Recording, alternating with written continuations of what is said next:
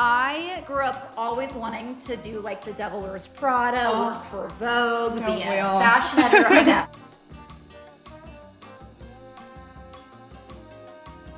I had this expectation of like people being perfect, and that's like something that in therapy I've like worked on because with my fiance, we've been together for 8 years. I had this expectation of like, when you meet your person, it's like the stars align and like there's never an issue. It's not whether or not you have conflict, it's how the conflict looks and how you handle it. Who do I actually want as friends? Whereas up until that point of your life, you're very much like fall into friendships. And I was like, oh, I don't need a steady job.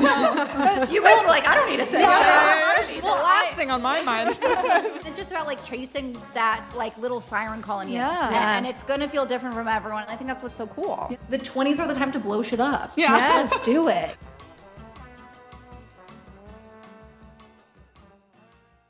We have been yapping away over here with Josie Santi. And for those of you who don't know who Josie Santi is, she's the host of the Evergirl podcast, which just reached 1 million downloads. Thank you so much.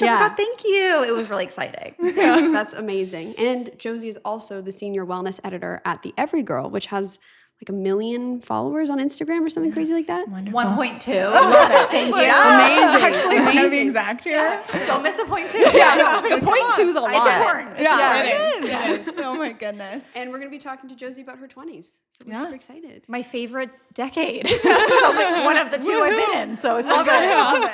We're here. No, go ahead. We're here in LA today. It's a beautiful sunny day. Again, to introduce ourselves, we look exactly the same. Ava, Elle, and I'm Madison. and welcome to the 20 Something Playbook. Woo! Good intro. Thank you. So, Josie, if you were to describe your 20s in 3 words, what would they be? Damn, you guys are trying out 3 words. Chaotic. Good one.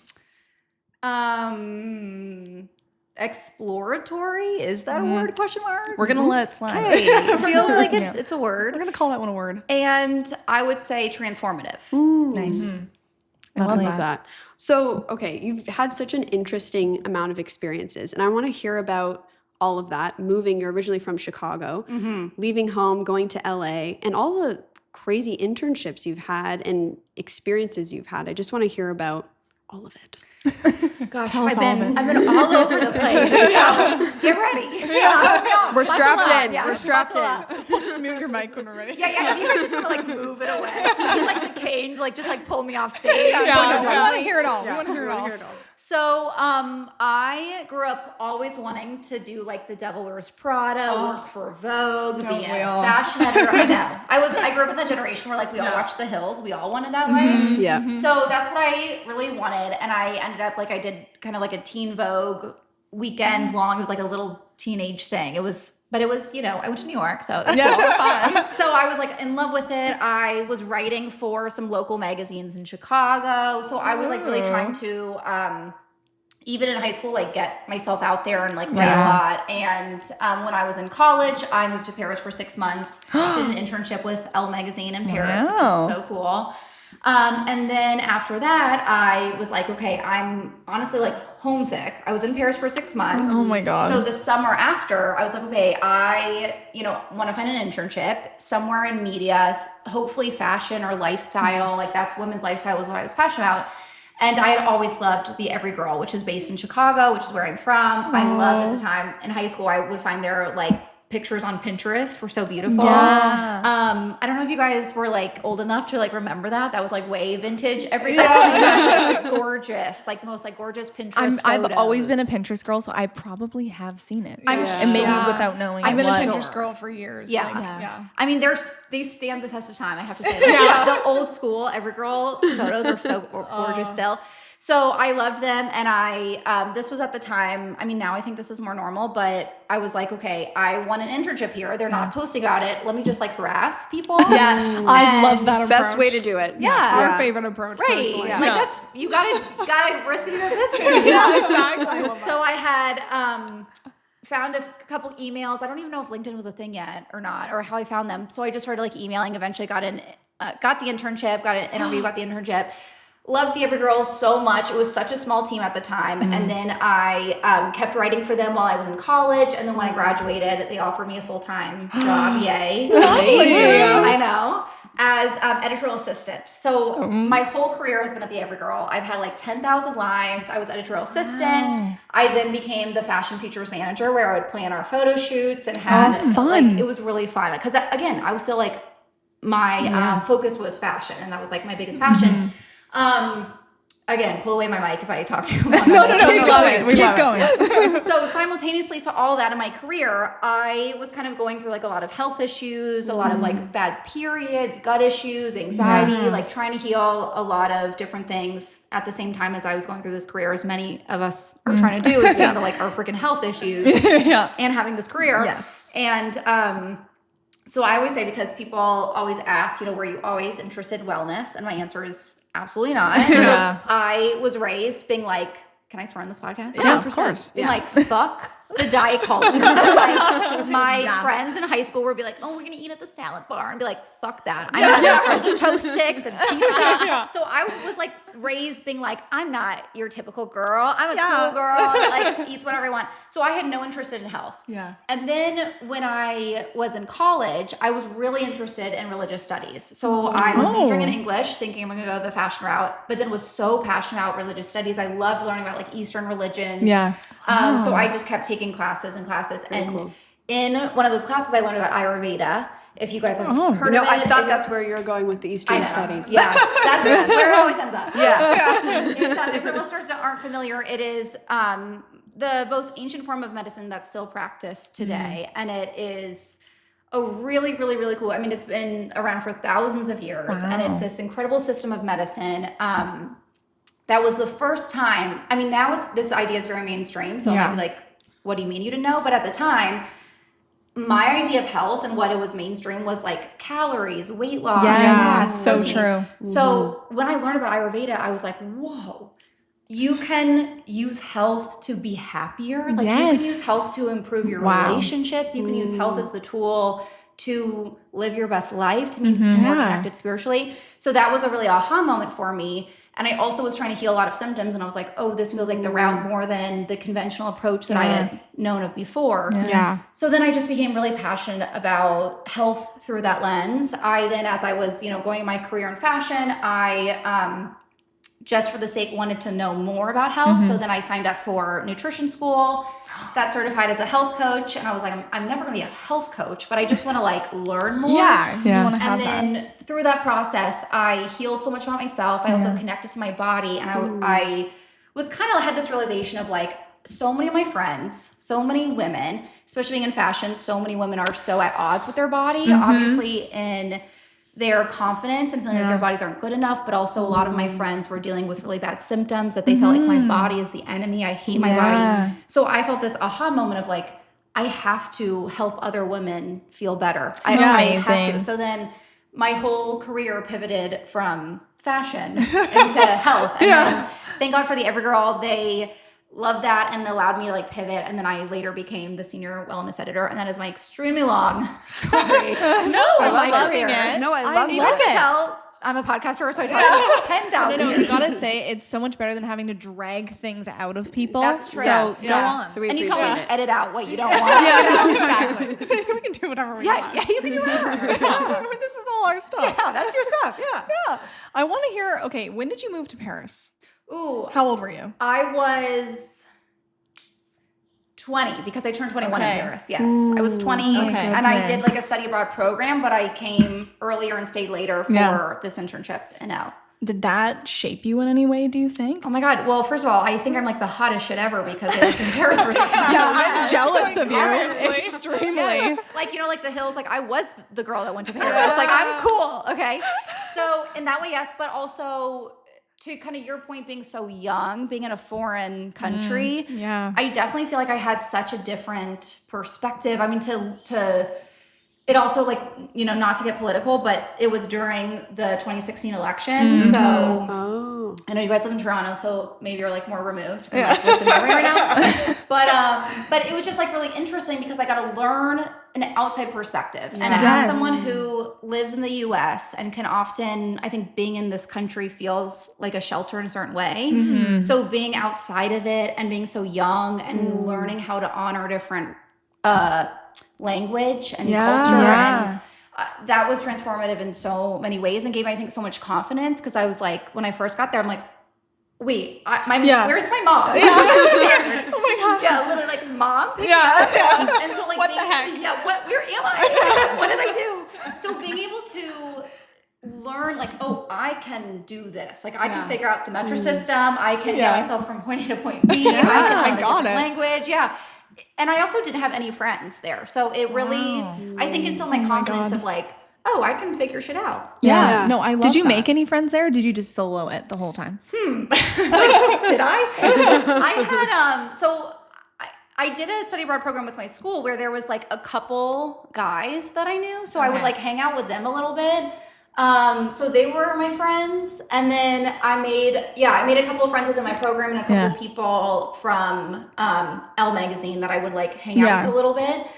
But it definitely never became like Like a these are, like, my friend best for friends. life. Yeah. I definitely spent a lot of time alone and not in like a You were in Paris. I don't feel bad for you. like please be sympathetic.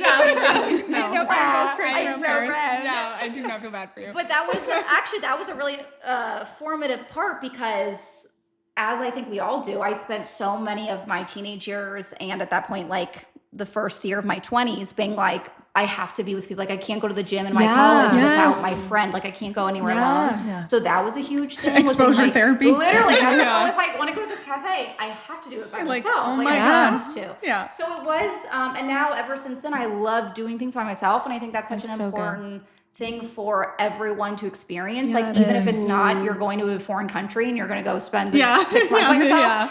But it's more of, like let me force myself to go bring my book and sit at a bar at a restaurant. I feel like that's such a crucial part of your 20s is learning how to be in the world as an individual. Yeah. I love that. So what your podcast is a lot about is just loving yourself while you're trying to become the best version of yourself. Yes. And what was that journey like for you? Speaking of being alone in Paris. See, speaking of loneliness, that's such a great question. I have always been so interested in self-improvement because I think I've always had this idea of like, I don't want to be at the end of my life and being like, man, I regret not doing that. I feel like I didn't get to my highest potential. And I have just, I think that's always in the back of people's heads, but that was always in the front of my head. Yeah. So I had this like obsession with like, okay, how do I like max out my life? Like, how do I make it so that my career makes me happy, my relationships make me happy, where I live? And having that desire to help other women do that too. But through that journey, I kind of noticed that I was having the toxic productivity that came with that of like, I wouldn't want to read books if it wasn't self-help books that were making me better. So I kind of realized that was happening with me, and also that was happening in our culture. There's so much of like, okay, now you need pushing everything. Now you need the mouth tape, you need the 10,000 supplements, you need to like eat 30 grams of protein per meal. And I just kind of like realized a couple of years ago, as both like the senior wellness editor, as like having a lot of wellness people on the podcast, I'm like, we've lost the plot. Like, the plot has been left at the station because we're like stressed out. Like wellness is making us stressed. Which is like, it's supposed to do the opposite. It reminds me of that. I saw this really funny meme on Instagram about someone reading about oatmeal. And then there's like one article that says oatmeal is good for you and one that's bad. And they're like, okay, you know what? I'll have a banana. Yeah. Bananas are bad. Bananas, like, it's so confusing. It's so confusing. It's so confusing. And it's, what I have learned is like, whatever you want to call it, wellness, self-improvement, whatever you want to call it, the goal of it is actually not about adding things to your life. It's like taking away the shit so that you are authentic, so that you are like who you are meant to be, like your true self, like that child that you were before the world put all the shit on you. That's what wellness is supposed to be. And so when we talk about it in the way of, you know, you're not good enough as you are. Your morning routine isn't good enough. You need 5 different steps in order just to feel like you're worthy. Yeah. We're distracted at this point, okay? So that is kind of what I set out to help is I was like, I want to max out my life. I want to live the biggest, most fulfilling life I possibly can. And I want to help other women do that. Yeah. But in order to do that, we have to stop feeling bad as we already are. We gotta feel like, it's almost like loving ourselves, as cheesy as it sounds, is the lens in which we get the fulfilling life, not kind of like an afterthought. Yeah. Right. So it's very different than what I think a lot of people talk about when they speak on self-improvement. And I wanted to change that. Yeah, we talk about that a lot within even our career because, you know, you're not succeeding much at this age. Like you're trying. But you're not learning, but you're not, you know, peak success. Yeah, you know? You're not like, oh, I always envisioned I would be there in turn. Yeah, exactly. So you have to learn to be gentle with yourself and be like, just because I'm not at the end result doesn't mean I can't enjoy myself or feel proud of myself or have fun. Yeah. Like I feel like it goes for your personal life and your career. Yeah, 100. It's so true for your personal life too. Yeah, because it is. You know, I think there's so much toxic productivity in the way that we interact with friends. Like I was definitely at a point where I was like, okay, I am supposed to have friends. Yeah. I see on social media. Oh, I need to be like hang out with people and be having fun. Yeah. But I need to be able to like work on the weekends and at night. And so it was like always this balance of like, okay, I'm supposed to be having fun with friends, but I'm also supposed to be working. Yeah. And we like, again, where we lost the plot of like the purpose of our lives are to be happy. Yes. And we all think that. So we think we're working towards that, but then we're losing the ability to be happy now in that pursuit. And it's distracting us. I think it's just the best way to put it. Yeah, for me, that was a recent transition actually for myself because we didn't go to college. We did or university. We went straight into learning how to screenwrite. So we cool. no, thank you. We don't feel cool here. You don't feel cool until you're a big deal. Okay, you didn't go to college. Okay. Oh my gosh. But we like got straight into learning how to screenwrite, and when you're, you know, technically everything is. If you're not doing anything, then you're not moving anything forward. So there was I think like a 4-year period where I didn't feel productive unless I was literally sitting down, writing a screenplay, networking with people, you know, sending emails, And then just recently I was like, you know what? Spending time with my family is productive. Having time with friends is productive. Like taking time to yourself, spending time with my grandma, like things that make you happy are actually productive because that's what's making you enjoy life.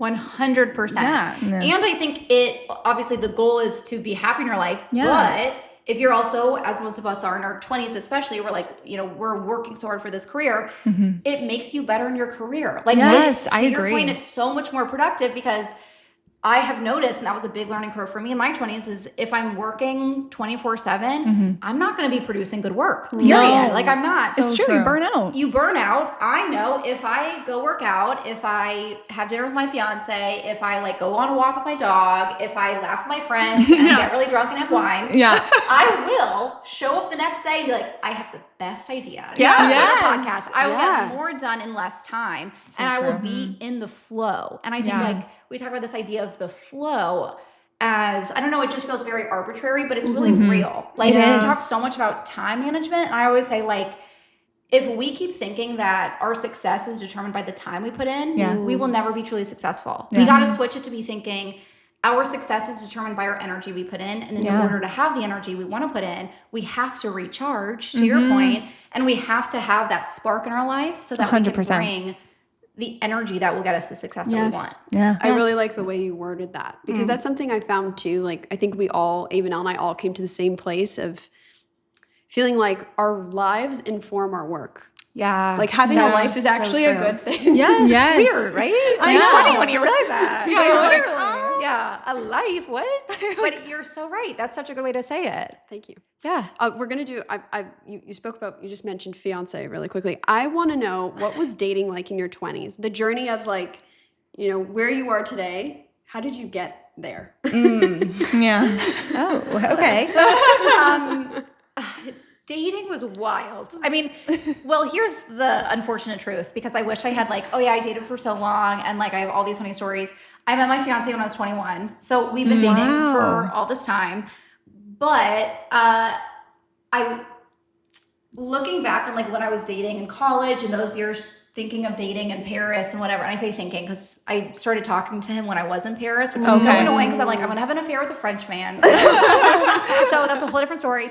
But the biggest thing that I learned was that I was performing in dating. And it wasn't even because I was like, oh, I met this guy who's really cute that I like. I just wanted to be liked so bad. And I didn't even realize that. But I had so much identity in like, I'm the girl that's liked. Like I have to be liked. So I will do anything to be liked. I do not want to change this self-identity of like, I'm likable and I'm worthy. So I'll do anything to make other people like me. So what that would look like with dating was like, if I met a guy who, for example, like my high school boyfriend loved R&B and rap. So without even realizing how I was doing it, I was like, R&B and rap is my favorite music. Like, I would only listen to R&B and rap.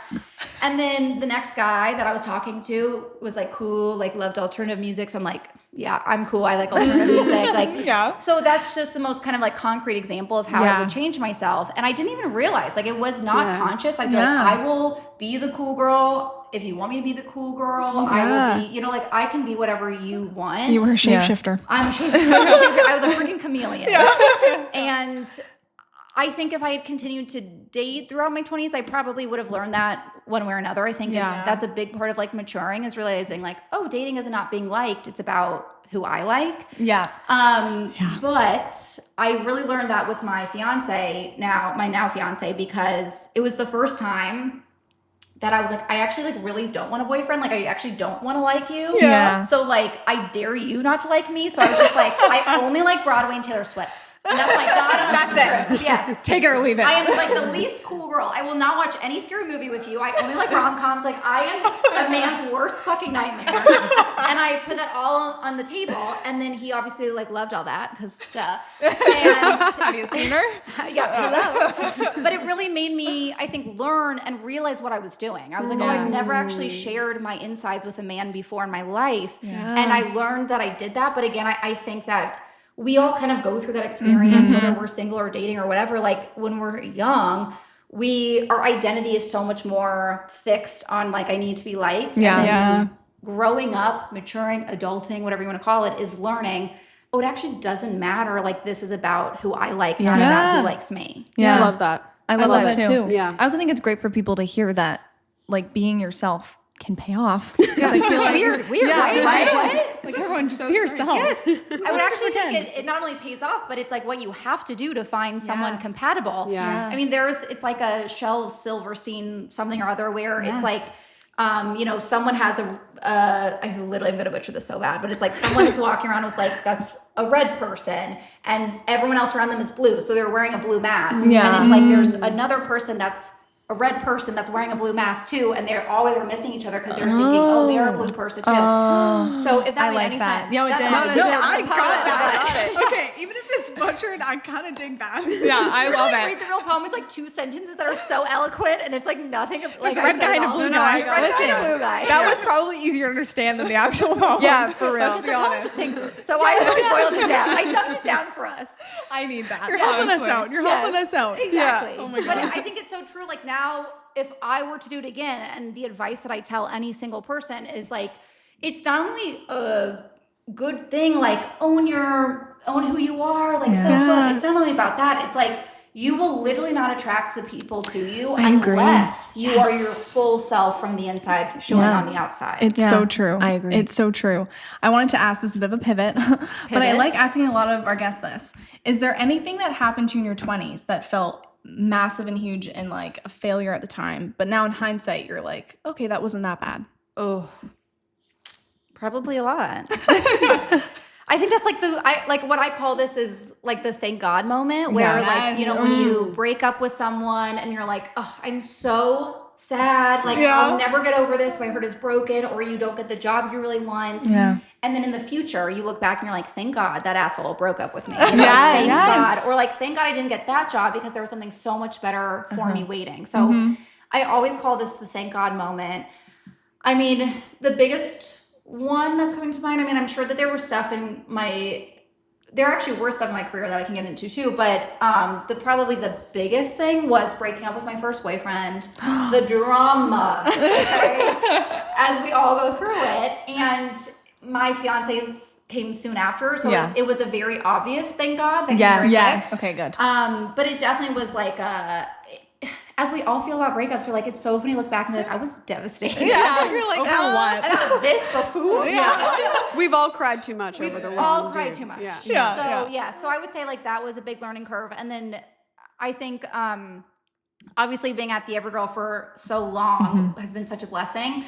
There was one point, again, we used to be like just in Chicago, like it was just a Chicago office. So when I wanted to move to LA, I was thinking like, they're not going to like, there's no option. I have to look for a new job that's in LA. This was like pre-pandemic. So it wasn't like people were as online as they are now. Yeah. And thank God what ended up happening is I really wanted to stay with the Evergirl, and they were like, sure, stay on, no big deal. So it all ended up fine with the Evergirl. But I was for a little bit like, okay, I guess I have to start like looking for another job. And I can't remember now. I like applied for a couple places, and I obviously didn't get any of them. And I was like, oh my God, like what is my life going to be? I can't get a job. I can't move to LA. Like what's going to happen? And again, it's thank God, because I didn't even at the time think the Evergirl could keep me on. Yeah. So I didn't even kind of think of that route, because like now it would be obvious of, we have so many virtual people. I've been virtual obviously for so long, but at the time it didn't even dawn on me that I could ask and be like, can I stay on? So if I had gotten another job, I would be some like random editor somewhere. Like hosting a podcast. So it is the cheesiest thing, but I think the main thing I've heard from other people and what I've learned myself in my 20s is the cheesiness of everything happens for a reason, and like what passes you is not meant for you. I don't believe in anything that's not a blessing in disguise, if that makes sense. Like, I think that every time we feel like, oh, I hate that I didn't get that, it is the blessing that then becomes the thank God moment. I agree. Totally agree. I completely agree with that. And I feel like there's so many moments in our lives too where it's like, and they always say you can't connect the dots looking forward. Like it's only looking back that you can connect them. I try to remember that when I'm in the moment too, of that feeling of like, you feel like crap and you're like, oh God, like where do I go from here? Yeah. I try to remember that. Anytime I felt that in the past, it's always worked out better. You go ahead. I want to know. I want to know, Josie. Yes. What are your top health tips for people in their 20s? Do you have some top health tips? I sure do. Okay. Here's my biggest one, and it's going to be cheesy, but you have to stick with me because I promise I won't make it cheesy. Okay. The biggest health tip, like everyone wants to know, okay, if I'm going to transform my health, what is going to be like the biggest bang for my buck? I swear to you, based on research, science, whatever you want to call it, the biggest bang for your buck is to laugh more and have fun with your friends and to like go out and feel joy and read the book that makes you happy. And that's because, there's so much research. Like one of my biggest passions is the research behind like why joy, connection, relationships, happiness is so essential for our health. There are studies after studies that prove more than diet, more than exercise, the way that you feel, your level of satisfaction in life is the most important factor for weight, for longevity, for hormonal health, gut health. Every system of your body needs joy to thrive. That's so sweet. I love that. I know. I don't think that's so cheesy. wholesome. I love it. Yeah. 10 out of 10. Well, because I'm like, okay, when people hear, just be happy, it's like, okay. But there's studies that prove this. One example I like to point to is the hormone hierarchy. So one of my big passions, like I became a hormonal health coach and like really helping women heal their hormones. Something crazy that I learned is that there's something called the hormone hierarchy, which is basically like one hormone affects others. So, you got your progesterone and estrogen and testosterone, and like you have what we call sex hormones, and those are affected by all these different hormones kind of in a hierarchy. The top of the hierarchy, so the one hormone that affects all the other hormones is oxytocin, which is the love hormone. You release it when you are cuddling, when you are, feel love for someone, when you're kissing your dog, like anything like that, when you're laughing with your friends. That affects the way that your progesterone, your estrogen, your cortisol, like that affects your insulin, like it affects all of these other hormones in the body. So that's just one of many examples of how joy and connection affect your body. And so there is science that proves this. And yet wellness as we know it is such an isolating thing. You know, it's like, oh, I have to go home by 9 p.m. tonight because I got to wake up for my 5 a.m. workout. That's not wellness. That is not well-being if you are limiting your connection with other people in the name of wellness. Again, we're missing it. We've lost the plot. I remember when I was in like a really intense wellness phase, I wouldn't even eat out with my friends. And that just changes your connection with people. Changes your connection. And even the stress of like, okay, my friends are going out, but I don't want to, there's nothing on the menu for me to eat. And so I don't want to go. Exactly. That's not wellness. And because I went through that phase too. So I totally get you. I've been there where I'm like, well, shoot, this is like, I don't want to drink alcohol, which, you know, maybe alcohol isn't the best. I'm not trying to say like, don't drink alcohol. But there was like a time where if you enjoy a glass of wine. Listen, I say that about my wine.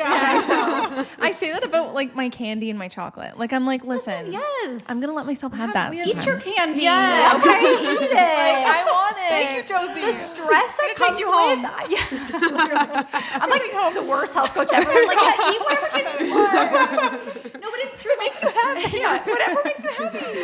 It's literally measured and scientifically accurate that the stress that we feel from not spending time with our friends, from restricting ourselves from foods that we love, is more damaging for the body than actually eating those foods. So like, eat the fucking candy. Balance. And it's not Eat like the every candy night. with your friends for With maximum your benefit. friends. And then have a smoothie for breakfast and then have some salad and get nutrients and go for a walk. Like, fit in all that. But also enjoy yourself. Enjoy your freaking life. I agree with that. We personally love that. Abe and I we're big foodies. Oh, are you? Okay, good. Go to Shake Shack tonight. Oh, wait, I want to know what the restaurants you've tried while you were here. Oh my god. Maddie wants to try Sweet Green. I want to try Sweet Green. We've been mainly just taking advantage of Trader Joe's. We don't have that. You don't have a Trader Joe's? No. In Canada, there's no Trader Joe's. I got I'm these so sad for delicious you. chocolate glazed donuts that look like Timbits from Tim Hortons in stuffed Canada. in the room right now. Yeah, I'm ready. Wait, they're here right now. We'll give you one after. Okay, this is my reward. That is your reward for excited. doing this podcast. Wait, okay, and Tim Hortons. Can I side note of like, is it called Tim Hortons? Yes. Okay, is it, and it's worth the hype? It is. Oh, Okay, 100%. it's cheap. Is it? I'm a big Timmy's You gotta get girl. the donuts. You have to. To me, they're called. You can also get Timbits. They're little mini those are donuts. good. Ooh, like donut holes? Yes. Ooh. Oh, like little tiny, like just like Yeah, the little donut holes. It's funny, in They're like- Canada, what no it's one called? says donut hole. Everyone says Timbit. Because Timbit. that's the Timbit. Timbits, and then they have Timbit. ice caps, which are iced cappuccinos, and they're like a slushy, but they're ice. Like, oh my Elle has So I had a good. very severe and addiction. All she had was iced cappuccino. I mean, what a good gift. My God. Yeah. Severe, and I have one really close to my house. And Ave and we'd be driving around, and I would be like, it's I right have to next- get an iced okay. cappuccino. You're like, pull over. Ava, pull over the car now. It is right next to the local grocery store. So every time you go, you're just like, You have to. You have to. I mean, you probably like can't pass one without like, I gotta get something. No, seriously. No, if you ever go to Canada, for me, the bagel's phenomenal. Tim Hortons. Like, listen, they're not a New York bagel. Don't expect a New York bagel. I love I'm them. not a bagel snob, so I'm open to any kind of bagel. They stuff it with cream cheese. Oh, yeah. There's so much cream cheese. I've never had a bad Tim's bagel. Yeah, Tim Hortons. Highly recommend. And oh my God, actually, when we've been traveling recently, I keep meaning to get a Tim Hortons bagel at the Canadian airport. And I've missed it the past 3 times. We went to the last one. It's heartbreaking. I'm getting one this time. I was like, I'm getting a bagel this time. Because we were on the American side of the airport or something. We went through customs. After customs, they were like, it was like literally she could see Timmy's? through this glass wall. I was like, where's the Timmy's? Because I saw it on the other side of the glass. So I was like, how do I get from Timmy's to here? And they're like, you can't, honey. This is the U.S. side. I was like, no. I was so upset. Like, Do you think it's Canada being like, fuck you guys? You're the American side. You can't get her. Seriously, Yeah. that is your like terrible. That's like your punishment. Yeah, that's your punishment. Yeah. You go sit over there and think about what you've done. I'd be like, get a Starbucks bagel. Make it yourself. With the butter and the cream cheese and the The knife. crappy Starbucks. Yeah. Sorry, Starbucks. No, we love Starbucks. I like the bagels. I'm still like you have to make them yourself. Yeah, like, and Timmy's they don't makes give it me for no you. cream cheese. Yes. I like it like stuffed. Yeah. I want it to be like 60% cream cheese, 40% bagel. You would love a Tim Hortons bagel. There's a meme that like you just put the entire jar of cream cheese between the two. That is what I like. Okay, I've never been to Canada. Yeah. Oh my God, you need to come visit us in Toronto. I know. Okay, I will. Yeah, I've please always do. wanted to, and I hear Toronto is like so fun. It is fun. fun. It's a very clean city. It's a cleaner New York. amazing. That's And a bit more spacious. spacious. Yeah. Yeah. I mean, it's not as like iconic, but like it's fun. But like, hello, Yeah. it's so fun. It's Tim so Hortons. fun. Yeah. Now that Here our we go. Tim Hortons rant is over, I'm gonna get back Already into was so so fun. hypnotized. Back to the 20s. Back to the Yes. 20s. I'll bring it back. Yeah, I'll bring it back, guys. Come on. I could keep talking about my Timmy's bagels, honestly. But Josie, was Yes. there a moment in your 20s when you felt completely lost and then something helped you find direction? And what was that? And I'm going to add one more question to that. How do you stay hilarious. true to yourself? Because you seem Well, like let her someone who's answer very that. authentic in that journey. Okay. Have we That's a confused you loaded yet? question. No, I love that question. I'm trying to think of a good answer. I would say I've kind of always felt a little lost and a little found. If that makes sense. I think that's normal. Yeah, right? Like Yeah.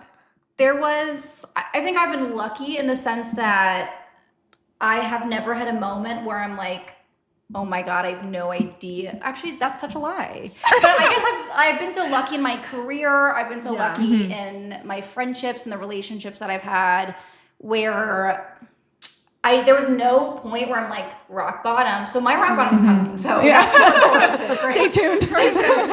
next year I'm gonna be like, yeah, guys, remember I said that. So I was really lucky, but I think that there was always this sense of I want something and I have no idea how to get it. Yeah. And I think a lot of people feel that way, where it's just like, what? I mean, I know you guys. We understand. totally do. It's like being in the industry you're in, gatekeepers, the yeah. gatekeepers, and this sense of like. Yeah, I think feeling like I don't know what I don't know. I think is a big theme of your 20s of like I just don't even know what I'm supposed to learn, and I'm doing anything to learn it, but I don't even know what I'm supposed to learn. Yeah. Yeah. So for in my career, for example, like I loved being in writing and editorial, but there was such a sense of like I'm missing something, but I have no idea what it is, and I have no idea how to get it. And what I learned was like, if I was really true to myself long enough, which again sounds cheesy, but it was true. Like if I put in the work to feel good about myself, if I put in the time to be like, I show up with integrity, I am proud of my actions, I am loyal to the people that I care about, like show up in all those right ways, I found that the opportunities presented themselves, and like call it manifestation, call it whatever you want. Yeah. But I really feel like I manifested by accident because I showed up for myself. Love Yeah. that. In so many love ways. that. It sounds like you really focused on your values over like titles or what Yes. you had. So important. Yes, that's such a good way to say it. I saw a lot of friends, especially, at this point, like we're talking about where it's like everybody wants a certain career. There's a lot of pressure, so I don't blame anyone for feeling this in your 20s, but I saw a lot of friends who were very much caught up in like, oh, I'm not going to take that internship because like I don't want to. I don't want to go get coffee when they're like 21, and I'm like, that's kind of what you have to do. yeah. Or like get really caught up in like, I'm going to take the higher paying job, which like no shame to that whatsoever. A lot of people are in the position where they have to choose that. I was a privilege where I was like, I can be an editorial and make like little money and it's fine. Yeah. So that's a privilege to be able to be like, I'm going to choose a career path that's not going to be the most financially successful. That is a privilege. But I think I definitely, I've always cared more about like, I want to enjoy my life. And that was always my guiding light. I feel the most fulfillment in getting to connect with women. So that was always the drive for me. And I think that when you are in alignment in that way, where you're like, I know what my North Star is. I know, maybe I don't know how to get to what I think I want, but I know at least what that North Star is. Like, I know that I want to feel fulfilled. I want to feel like I'm living a big life. I want to feel excited in my day-to-day. I want to be able to talk to women and feel like I'm doing something and I'm helping them. And you have that North Star and you follow that. I think that's where opportunities always come up. Yes. So to circle back to your question about staying true to myself. Yes. I love that question. I'm trying to think of a great answer because it was such a great question.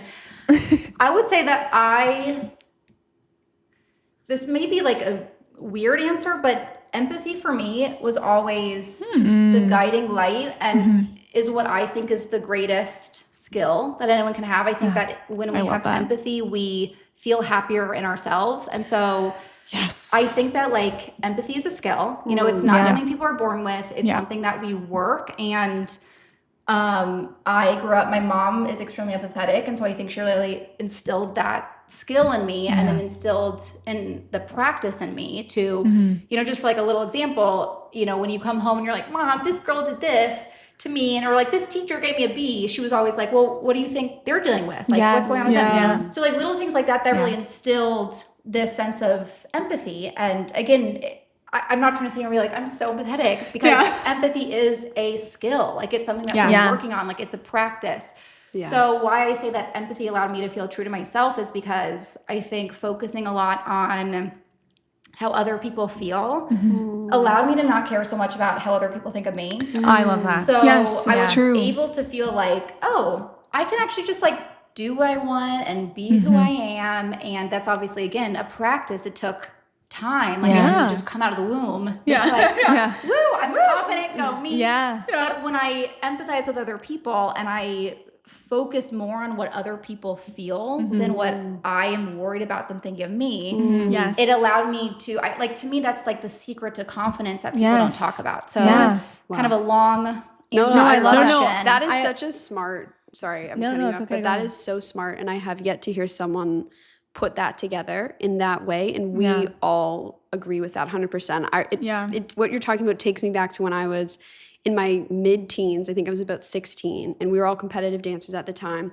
And the personalities we worked with, you know, they could be tumultuous and unpredictable. And I remember once, you know, one of my dance teachers being really rude to me. And immediately my mind went to, what did I do? What's wrong? What did I do? And then I read a book about, it was The Four Agreements by Don Miguel Ruiz. Yes. And one of the lessons was take nothing personally. And then I started to reframe it and think, oh, she's probably having a really rough day, which is empathy. And that is such a good example. Exactly what I'm talking about. Yes. You stop taking, I mean, that's the best way to say it. You stop taking things personal. And I think there's also a sense of we naturally as human beings are so self-focused. Like we're, you know, we are the main characters of our own lives, as we should be. But then when we are in our own head a little too long, like I notice, for example, if I'm getting really into like, my body doesn't look good today. Like I don't feel good about myself. Oh my God, my makeup looks bad. Oh my God, my hair's awful. I realize like I've spent too much time thinking about myself. Yes. I need to like start 100%. Getting outside of myself. I know, it's true. And so it's noticing like that things aren't personal, that everything, every reflection that other people are putting on you is just a reflection of themselves for sure. And there's this sense of like, you just stop thinking so much about yourself. Yes, I agree. Like you're just able to just like be yourself and not be so in your head about things, because you're spending that precious brain power thinking about other people. I think as well, it transforms the negative feelings you're having towards someone else into something a little more positive. Like I used to get annoyed or frustrated or angry at someone if they mistreated me. And like you can feel those things, but reframe it. What are they going through? And then it kind of dissipates all those negative feelings. It informs your experience more. Exactly. And I think it gives you so much clarity. And like you said, Josie, the key to confidence is that it changes your self-consciousness. Yes. So then it's like the consciousness becomes about, what does this person think? Like, where are they coming from as well? My dad, when we were young kids, he taught us this term. He said, think of people as pets. So personal emotional trainers. And so he taught us this thing where he was like, okay, every difficult or good experience you have with a person, you're getting trained emotionally, and you're training how to deal with different personalities and deal with different types of people. And that also goes back to, if this person's treating you a certain way, like a teacher, when we were kids, you know, we'd get frustrated with a teacher. Okay, like they're having a bad day, like we were saying, and that just trains you on how to deal with that situation. So you almost have to at least understand. I used to feel blindsided when I was younger, of like, oh my gosh, what did I do here? This is crazy. Like, and then, you know, that transformation of focusing on empathy became, oh, okay, it's not about me. And I think it's so important to learn that as you get into your as you get into your 20s, because you're entering the workplace. So you can talk back to a teacher, they'll get upset with you, but it affects your adult life way more. You might not get a job. The actions you make in this stage in life are so much more important. It's more high stakes. It's high stakes. Same thing with dating, you know, and it's not to say, you know, that you have to be, you know, it's not about like, this being person can treat me like agreeable. shit. Yeah, And exactly. go off, keep doing it. Like, that's not empathy. Like, that's just having no self-respect. Like, it's different. Yeah. Empathy is like, oh, I can understand that other people think differently than me. Yeah. And that other people have shit that I'm not going to put up with. Like, I'm talking to this guy that's an asshole. I'm not going to like let him keep being an asshole. I'm going to walk away. But I'm not going to feel like he's being an asshole because I'm the worst. I'm going to feel like he's an asshole because he's got shit going on. Yes. And I can walk away from that and not feel the burden that a lot of people feel of I did something wrong. Exactly. Yeah, Even with exactly. friendships too, if you don't feel like you're being treated well. I did that a lot with friendships. And I can recognize this person's not necessarily a bad person, but I don't feel great when I'm around them. So it's okay for me to walk away, even if I understand where they're coming from. limit your time with them as much as you can. Yes. Sometimes if you work with them, you can't.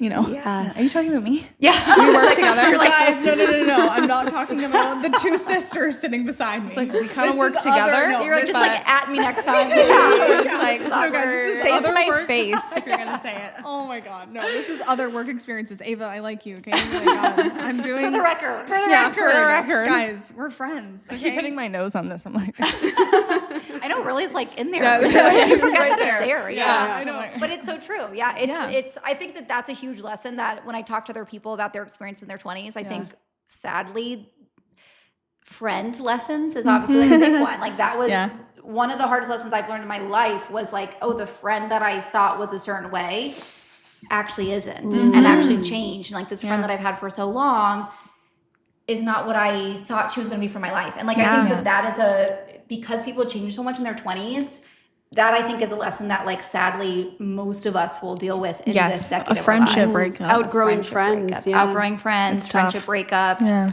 Yeah. It's the worst because it's also like we're supposed to be having this drama with men. Like, this should not be about us. Like, what the hell? like you want friends, and it's like, I'll be good. I have my girls. Yes. It's like that's what it's supposed to be. That's what it, and yes, exactly. Like that's what it is for so many instances. And then there's this one friend, and you're like, wait, but let's save the energy for them. Like, why are we putting each other around? Literally. What are we doing? Literally. I wanted to ask if there is a podcast or book or life experience that you feel like really shaped you in your 20s. Ooh, I really have. I have so many books. Please, list them all. Give us a list. Okay, all right, I'll get on my list. I would say probably the one that I think back to a lot that was a huge aha moment for me that I have reread a lot is Glennon Doyle, Untamed. And a lot of her books. Have you guys read Glennon Doyle at all? I haven't. Have you? you? I've heard of. She reads a lot more about Yes. Oh, us. you're the reader. Yeah. Classic oldest daughter. Yeah. I'm the fiction reader. Listen, fiction can be really I've heard it's transformative. good. Apparently, it reduces anxiety. Yes. And I was Wait, like, I think I feel that. Oh, really? Oh my God. It's true. And I swear to God, it works. It It that's does. a whole other tangent. But Yeah, I yeah. really agree. I was very, like I said, I was very toxic productivity. I'm only reading for self-improvement. Yeah. And then a couple years ago, I got a library card and I'm like, oh my God, I could get any book that I want. world is my oyster. The world is my literal oyster. And I totally agree. Yeah. Glennon Doyle. Her book Untamed, she's like writes essays and she writes nonfiction about her life. And this idea has kind of become more mainstream. So this might not seem as like, whoa, mind blowing at the time. But when I read it, which was 2019 or 2020, it was like the premise of the book is basically like unchaining yourself. And so it's called Untamed because she talks about all of the ways in which, like, especially as women, especially, in a heterosexual society, like whatever it is, we have all these chains on us and all of these ways that we have learned to squeeze into tiny boxes. And that to me was like this, whoa, like aha moment. Like there's one moment in there where she's talking to her daughter and I forget what it is. Her daughter's really young at the time. And she's like, I don't want to disappoint you. And Glennon Doyle writes and says to her daughter, she's writing this, your job is to disappoint as many people as possible in order to avoid disappointing yourself. And that to me was like, damn. Wow. Speak to my soul. Mic drop. Yes. So that was the first time that I was like, oh, there's like caging. Like just as women, we experience, so I mean, even just as a person, like it's obviously greater for women, but everyone has these caging on them of like, you have to fit into these boxes. And so it kind of launched this journey for me, for lack of a better word, because I hate the word journey, of like uncaging myself and using that as another kind of call to help other women uncage themselves too. I love that because it's all about making yourself proud. Like, this is your life. Yes. You have And to like make disappointing yourself other proud. people is not a bad thing. It's actually good. Like, it's how you know you're on the right path. Yeah. Wow. No, I've never heard of that book. Yeah, guys, read it. It's so good. I'm going All to of her books are uncage really myself. amazing. Yes. Okay. Yeah. They're like thinkers. You know? They make you think. Yeah. I like that. They're great. Is there any belief you had in your 20s that turned out to be completely wrong? Oh my God, yes. I don't have time to talk about it. There's so many things. I mean, the biggest one, like I talked about, was I have to put in a lot of time in order to be successful. Yes. And learning that was actually holding me back. That was like stopping my flow, my creativity, my process. Like I was blocking myself from opportunities because I was feeling so burdened by time. So that one, like I already talked about, was big. There are so many things. I feel like what I talk about on my podcast is so much of like exactly that. Then I'm like, what do I talk about? Like, there are so many things that I'm like, wait, it's like when someone asks like your favorite movie, and you're like, wait, do do I have a movie? have you ever seen movies ever? But I would say a lot with relationships for sure. I think that, I had this expectation of like people being perfect. And that's like something that in therapy I've like worked on because with my fiance, we've been together for 8 years. And it was a lot of like, you're leaving your socks on the floor. That's fucked up. Like, like I couldn't like allow Get out of my house. So it was a lot of, I think I had this expectation of like, when you meet your person, it's like the stars align and like, there's never an issue. And I think I learned it's actually not about as much that they're perfect, because obviously, no one is. Hello. Yeah. But also, it says so much of how they respond when there is a conflict. Yes. So I learned how important that it's almost like it's not whether or not you have conflict, it's how the conflict looks and how you handle it is what determines compatibility. That was a huge lesson I had. I love that. I feel like there's been so many. We feel that we've a worked relationship. as sisters. Yeah, Have you experienced that? we talk about that. Even it's like not whether or not we have conflict; it's how we deal with the how you conflict. deal with it. Yeah. It's We've so created our true. own system of communicating with each other, and it's funny because we still live at home, so Well, our we had parents to will like, learn. we have to learn it. I remember reading books because we started working together when Eve and I were 13. I was 16, so like we're teenagers at this point. We don't know how to communicate. You're You're preteen. Yeah. And I remember Eve and Elle and I would always get into these conflicts, and we're like, why are we here? Like, how did we even get here? What happened? So I remember one time we went on a family vacation. I just like read this book called Never Split the Difference by Chris Voss. And it was about like, he was a hostage negotiator, but it taught a lot. Oh, we haven't heard of that. Yeah, communicating with empathy, which is really cool, and how that like disarms conflict.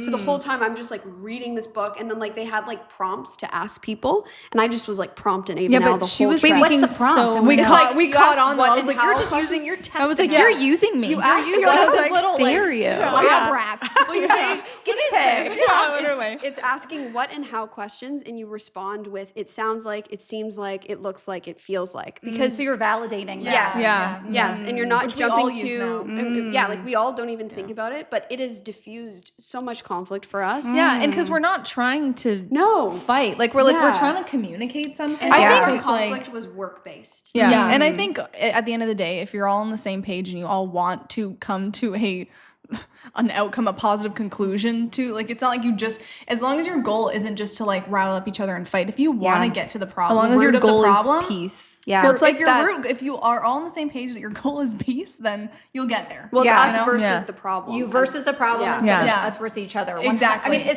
you guys as sisters, I can't even imagine. Like, especially when I was 13, I was fighting with my sister over like who's top. I know. Right, Yeah. you know, like, Well, we did that we too. still do that. I'm gonna say at 13, we always wanted to do it, but since Ava and I were, at that age, 3 years is a big difference. Yeah. Now it feels like we're the same age, but at the time it's a really big difference because Maddie was 16 and she wanted to get moving, where Ava and I were like in middle school, and I was like, Maddie, Yeah, can I I was just like, let me live? I was like, I can't stop. I was like, I don't want to write this right now. Can I go hang with my friends? Like, I was like, I have crushes I'm dealing with. Yes. I have drama. Like, I like playing on the playground. When literally. Like, we had recess. Yes. Like, I got more shit to worry about, okay? Like, Johnny's in the cafeteria talking shit. Like, I have more Shit is going down in middle Shit school. is Like, going down. Oh my God. no, like, but- who's grinding at the dance? Like, there's so many important things to worry there's about. so much true. going on. No, but and then when we got into high school, it was like Ava and I dialed in way more. And then like when we were 16 and 19, like that was where Ava and I kind of came into like our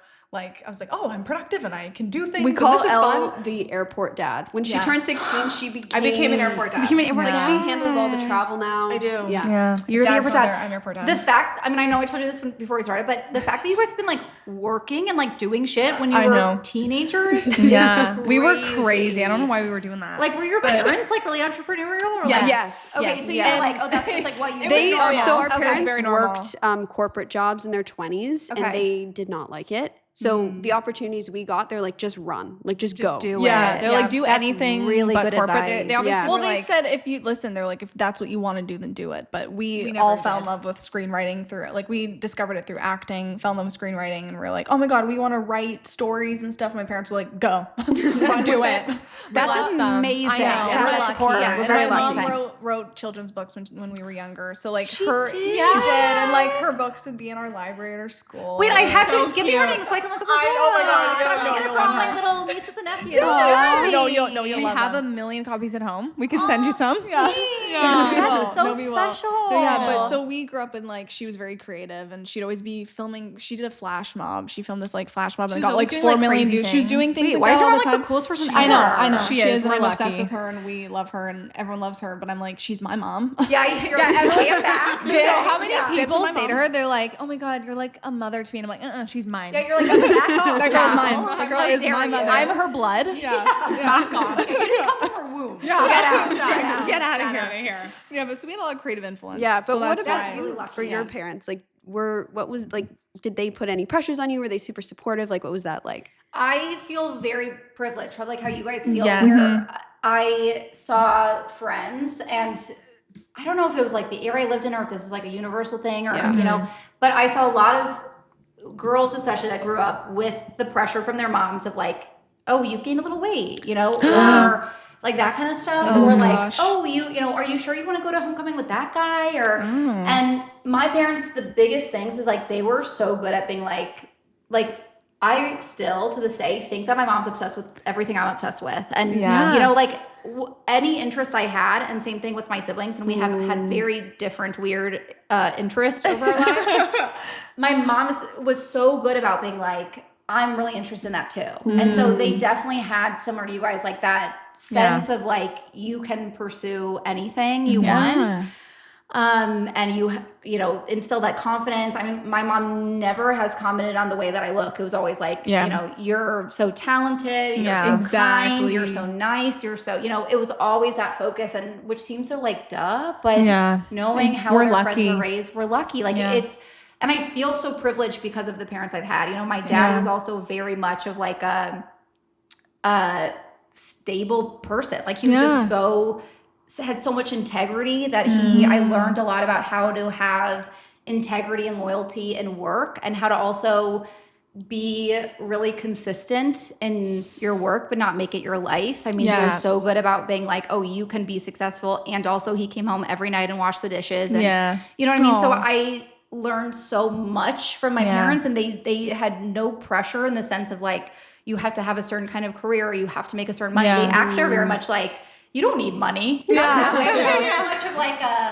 like when I would talk to my dad about like, oh, I didn't get, you know, the raise that I wanted, he'd be like, so what? You're in your 20s. Like, you're not trying to support like 3 kids. Yeah, exactly. My parents say that to me too. Like, it's fine. Rather than I think a lot of people feel the sense of, you know, you should leave if they're not. I mean, that's true. I don't want to. Like, stay. Stay in your low paying job. Yeah, like sure, that's good advice. But what I've noticed with my friends is there's a lot of feelings of entitlement of like, I don't have loyalty, but I don't want to say that because especially as women, we're in a workforce where we are getting the short end of the stick. And so like 100%, we got to like get our bag, go after it, like ask for what you deserve. But also I think that there's something to be said about loyalty and leading with, again, empathy and integrity. And my parents very much taught me that. So long answer to your question, I feel really privileged to have had, like, I credit all of my confidence, all of my creativity to my parents. And a lot of people did not have that privilege. So they're starting off through this self-improvement journey in a different place. So I kind of look at it like I want to do all the testing and I want to do all the growth so that I can like give people the tools, because I feel privileged to have had the ability to be as confident as I started off. Well, we feel that way too. And that's partly why I think we wanted to do this podcast, is not everyone has a support system. And like part of why I want to do this is to give people advice, but also for people to not feel alone in their experience with this kind of stuff. Because our parents are, again, super supportive. They've taught us, I feel like, everything. But a lot of kids don't get any guidance. And they are raised in households that are not safe places. So they're not able to explore, what do I like? You know, like that's the last thing on their mind. Your childhood is obviously like the most formative thing. So it's like, how do we take people that didn't have the experiences we have and like use our privilege of having supportive parents to provide people with tools so that they get to the place of fulfillment and happiness that I almost feel like was kind of given to me. I mean, yes, I have to do hard work as you guys do, you know, like nothing's given to us, but there was a sense of like the foundation's there. Yes. And like it is a privilege to have parents that are supportive. Yes, it 100%. And so like, how do we use that to help people that didn't have that privilege? Exactly. 100%. I have a quick question about moving to LA. Why did you want to go, and what was that like going from Chicago to LA?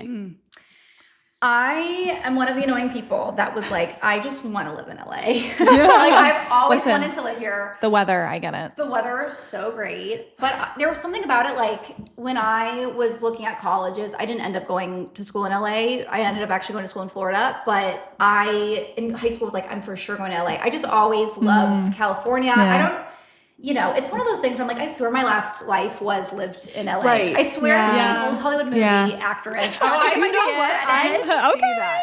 Do you? Yes. I do. I'm like, I swear I was. Not to give myself so much credit, but I like need attention. I love LA. Like all the signs were there, you know? Yes. So I just have always loved LA, and I always knew I saw like a bigger life for myself. So I just always knew I would end up in LA. And so I, after school, moved back to Chicago to start my career at the Every Girl. And I just, again, I was like, it's a matter of time till I move. Like it was nice to, as we were talking about before the recording, like I lived with my parents for a year and like saved up money so that I could make the move. Exactly. So that was, thank God. But I just kind of knew. And then, did you have a second part of the question that I forgot? No, I'm actually curious. Were you with your boyfriend at the time? Was it long distance? Yes. So because we started dating in college. He actually moved to LA. He moved to LA first, but I say that he followed me to LA because we were both very much like after college. He stayed in Florida and worked for a year because he graduated grad school a year before I graduated college. So he kind of like stayed in LA. And we were both in the same page of we're either going to New York or LA. And we were very open to like one of us might move to New York, one of us might move to LA. That's totally fine. We're gonna make it work. Like it was not at all like let's try to move somewhere together. Obviously that would be ideal, but we were very open to like we both were driven and we also had no doubts. Like so we were like, let's just if we have to live across the country, fine. Like it's not gonna be fun, but like let's do it. So but we kind of both had the same realization of like New York is just crazy. Like they would eat me alive. So we both kind of had the realization. His aunt lived in Burbank, like lived here in LA. So he kind of came and stayed with her, got a job here, and then I came soon after. So that made it obviously so much easier because I had him. And then I had to, you know, like make friends from scratch and everything, and that was fun. I think that that's honestly like a really good thing because it made me check in with like, who do I actually want as friends? Whereas up until that point of your life, you're very much like fall into friendships, not in a bad way. That just like, you know, you're friends with the people in your class, and then you go to college and you're friends with the people in your dorm floor, whatever it is, where you go to college, you're friends with the people that you first meet. Like, so it was actually a good point to be like, oh, I don't have a friend. Who do I want? Like, what would be a fulfilling friendship for me? Like, what kind of traits do I want to look for? So I think that that honestly is like a really good thing for anybody at any point of their life to, like, you don't have to move somewhere fresh, but to be like, if you don't feel fully satisfied in your friendships, I can start over and like think about like, what friendships do I want and start searching for those. That's great. And I love too how you said that you don't really need a reason to go to a city. You just felt called to the city and you just exactly. You don't need a reason. Yeah, I love it. Calling. Yeah. My past life. She answered the call. I answered the call. Marilyn Monroe. Literally. Yes, I was Marilyn. Thank you. But and coming from Chicago. Okay. Oh, this is what I was gonna say. So what I loved about LA, because I know everyone's like, oh yeah, it's the weather. It wasn't actually the weather. Now I'm a baby and I'm like, cold, like no thank you. But at the time I like loved fall, I loved winter. So it wasn't actually the weather so much as what I have been so in love with about LA is I don't foresee myself being able to live the big life anywhere else because of the way people think here. Like I always use this example of, you know, a couple years ago when I was doing so many different things, I was a health coach, I had started the podcast, when I was in LA and people would ask like, oh, what do you do? I'd be like, I'm a podcast host because that's what that's my vision. That's what I want. Yeah. When I was back in Chicago, I'd be like, oh, I am an editor for a magazine. Like, it's a different, and I didn't even like notice I was doing that, but you just understand what people get. And like, if you were to say you were a podcast host in Chicago, I don't know how it is for you guys, but people would be like, Jan. Yeah. You know, it's a bit flaky. Okay. Whereas here it's so cool. Like you could go meet a bartender and they'd be like, yeah, I'm actually like a burlesque dancer on the side. I'm working on producing an album and I just love, like there's something about the energy here that is so creative. And the fact that dreams feel real, whereas everywhere else it feels like, oh, a dream is something that it's far away. Maybe one day, but like probably not. Like we have to do the real thing. Like I always say that I always had a dream and everyone else when they're little have dreams.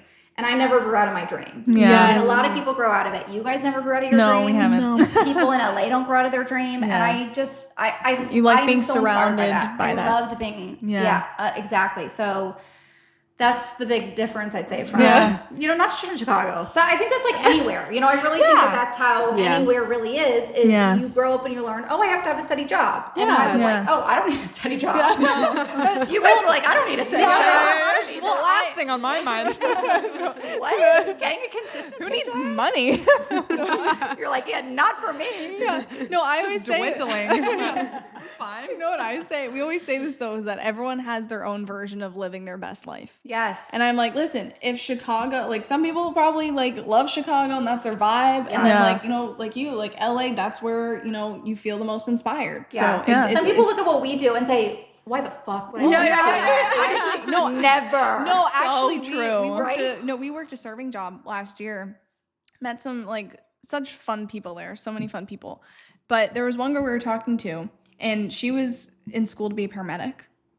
And I don't know who you're talking about, but you'll know. But but I think she was in school to be a paramedic and she was like, I'm like, for me, like anything health related and being like under pressure to save someone, I'm like, oh my God. Like I don't want to do that. No, never. Like I could never do that. And then I was telling her like, I want to be a screenwriter. And she's like, that sounds like my worst nightmare. And I was like, well, yours sounds like my worst nightmare. But it's like funny. Like, it's like everyone has their own version. And like, thank God, because imagine like a world where everybody just wanted to be the same thing. Like, I know. We wouldn't have doctors. We wouldn't have doctors. Okay. There'd be a bunch of people making movies, but we didn't have any doctors. There's only people like us who existed. Oh my God, the world would be on fire. Just like creative people. No. We don't run the world. No, we absolutely don't. And thank God for that. Yeah, exactly. We don't want to. We don't want to. And that's the beauty of the world. It's like, and it's just about like chasing that like little siren calling you. And it's going to feel different from everyone else's siren call. And I think that's what's so cool. Yeah, exactly. I really love, Josie, it feels like your 20s has been, you've answered the call to adventure of your 20s. Yes. That should be my Instagram bio. I answered the call. It's so true. I want kids. So I look at it like now's the time where I'm like, I also feel like I don't really like how we have this idea as a society of like as soon as you have kids you have to have like the buttoned up like have so I don't even want to say that. You can still live. That's why our mom was writing children's books when she was pregnant and had like little toddlers running around. See how cool. So I know. No, seriously, I feel like you have this idea of like you have to have everything figured out. So I don't even want to say that, but I at least have more freedom. Yes. And I at least have less pressure. Yeah. So like the 20s are the time to blow shit up. Yeah. Let's do it. You know? I agree. Set everything on fire, guys. Set your freaking life on fire. I know. Yeah. Guys, this It's has time. been so fun. I could tell. I know. I can't believe it's done already. I know. We'll have to do a Fun. part 2. I would love a part 2. I'd love for you guys to come back to LA. Yes. We would love to. Yeah, We no, will we for have sure. to. I love the food in LA personally. Yeah. she's Okay, I'm glad. I'm a health nut, so like Are you? healthy foods I just love. And there's, I mean, a lot. Have you guys been to tasty. Elefante? No. Okay. All right. This is anyone's listening that lives in LA is gonna be like, oh, give me a break, because it's like the most like influencer vibe. Yeah. But I think you have to go because it's really good healthy food. It's Okay. like Mediterranean. Love it. And it's just like I right near the love ocean. Mediterranean. It's not too far from where you guys are here. So I think you got to try. I mean, there's always a big wait. So maybe when are you here till? We're here till tomorrow, but we have a big wait before we go to the airport. Even so if we we'll come just back, go there. that'll be on the list. Yeah. But I feel We like I could always go go for to cool lunch tomorrow. cafes when I see. There's like so many great places. Yeah. Oh my God. I know I could give you a long list of like healthy-ish food. Yeah. That's like obviously so LA. Well, no, it's like healthy and tasty. Yeah.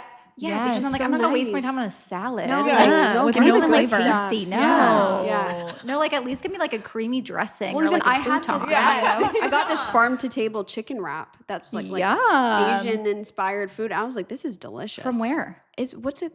I forget the name. It's literally just across the street. Yeah, it's like. But it was so good. Yeah. know, we keep I just mean, that's what I walking love in. about LA is like Yeah. you really can like healthy food is so much more accessible. Yes, And it I say really that is. and like Erewhon has like a $20 smoothie. So like accessible. I know. I know. Well, everyone. We love Erewhon though. Hey, listen, you can't not. You just gotta go. Yeah. It's Try so and funny find 'cause it, but- every friend that comes to visit is like, I want to go to Erewhon. I'm like, it's a grocery store. Like Yeah. it's just a grocery It's store. like For me, like Trader Joe's is like on a pedestal for me. Yes. I love it. I love Trader Joe's. Well, Trader Joe's I get because like they have their own specific stuff. Yes, and you know. Yes. Dare I say the prices aren't terrible? No, the there? prices are good. Yeah, the prices are good. We've been getting lunch there. It's cheap. good. It's like good. $5 I got sushi for sushi lunch. for Like $4. Yeah, it's way. I mean, especially anything around here, like it's the cheapest thing you're gonna Oh, find. Yeah, for 100%. sure. Yeah. Oh, this has been so Oh, fun. this has been This so was Thank you so fun. much. Thank you for having Josie. me. Oh my It's God. an Thank you for honor. coming. Yeah. Thank you Such everyone a for pleasure. listening, and Yeah. I'm sure you enjoyed this because Josie was wonderful, and hopefully we'll have her on again soon. Yeah. guys. We'll put all her links in the show notes. Yes. Yes. And yeah, thank you again, Josie. Thank you for having me. It was so wonderful. You guys Thank are great. you. I can't wait to see where the podcast goes next. Thanks. Bye.